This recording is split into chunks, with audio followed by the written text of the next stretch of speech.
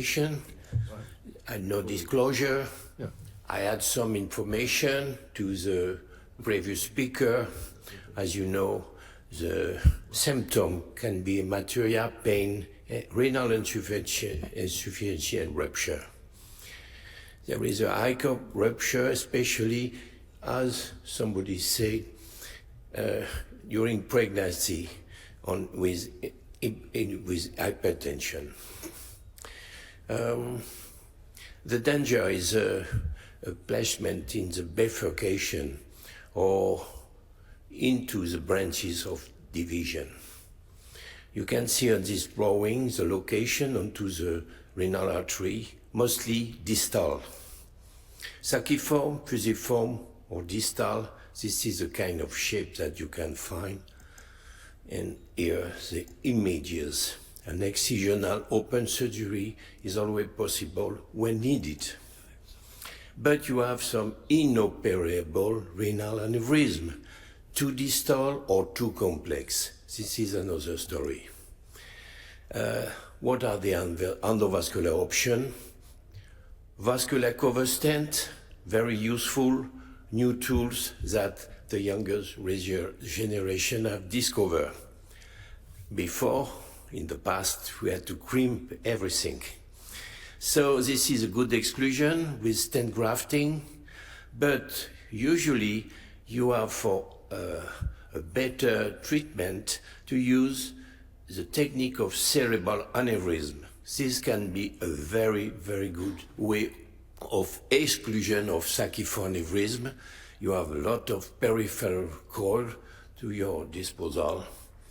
Just historically, this is this Russian doctor who started to embolize the cerebral aneurysm with this technique.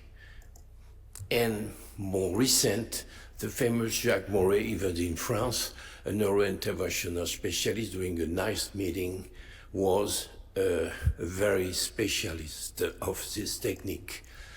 You can snare if there is a cold migration, and this is some way to close this saciform aneurysm in the renal arteries.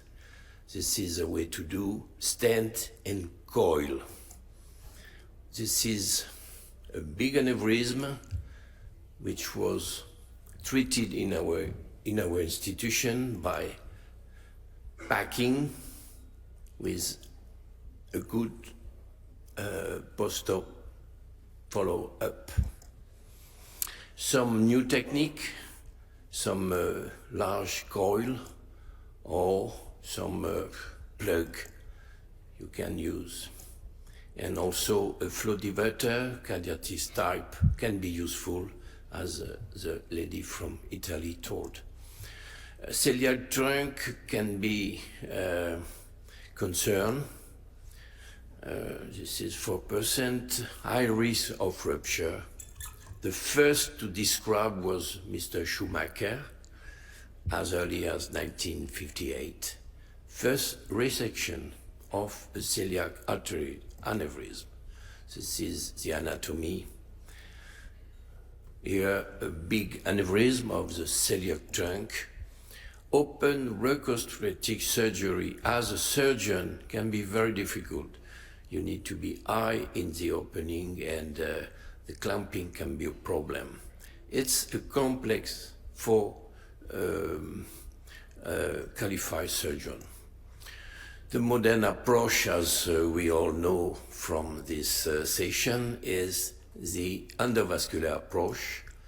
This is a proximal celiac aneurysm, and with emboli inside, and we did a stenting of 3 months with good result.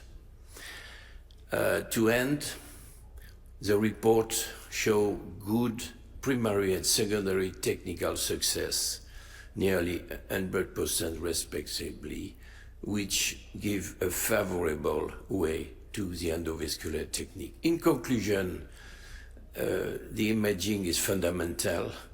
Don't forget classical surgery. Endovascular is a way to do as first shot. In the room, you have to have all the devices available and try to work in a team approach in an excellent team center.